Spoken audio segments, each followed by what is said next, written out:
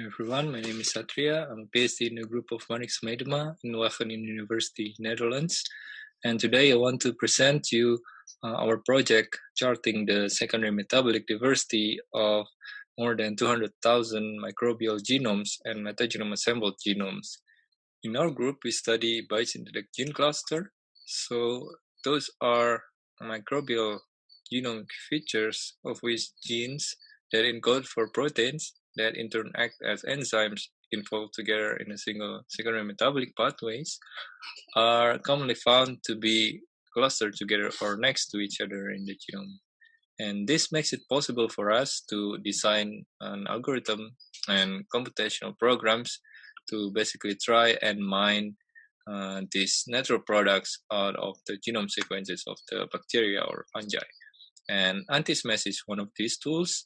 And the way it works is that it basically try to identify a set of protein domain libraries using PHMM models that were found to be often commonly associated with secondary metabolism or were in a BGC. And understanding these secondary metabolites and also these BGCs are not only beneficial for natural product discovery, for example, antibiotics discovery, but also in order to understand the dynamics of the microbiome. For example, in this recent study that were recently published in Science, they found several BGCs that are correlated to the fungal suppressiveness ability or phenotype of the soil microbiome that they are currently studying. So if we want to study the evolution and function of BGCs, one thing we can do is to group them into what we call gene cluster family or GCF. So those BGCs sharing similar structures may also predicted to share similar function or produce similar metabolic compounds. And one way to do that is using a tool that we previously built called Bigscape. So what Bigscape does is for each pair of BGC, first we perform an PHMM scan on biosynthetic PVAM domains, and we measure the number of shared PVAM domains between the two BGCs, and then we also measure for each same PVAM domain between the two BGC, we align the protein sequence and measure their sequence similarity.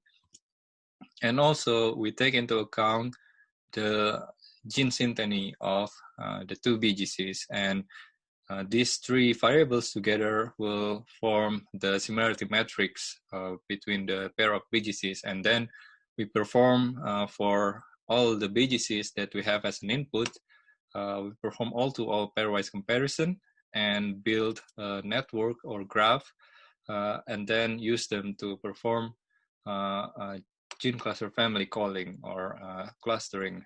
So as you can see here on this example study where they use Bigscape to call the gene cluster families and also try to link them with known compounds. So in this project, we want to take things a little bit further. So we want to take all the sequenced microbial genomes out there in the databases and also in some metagenome-assembled genomes, and come up with a total of 200,000 genomes and predict the BGCs using Antismesh from them, and come up with around 1.2 million BGCs. And you can imagine that we can do a global scale homology analysis to try and basically build a map of biosynthetic diversity or potential biosynthetic diversity across all the organisms that we have sequenced. And you can see the details of the results of this project on my poster presentation. And in this presentation, I want to focus on the technical details of the tools that made this kind of analysis possible.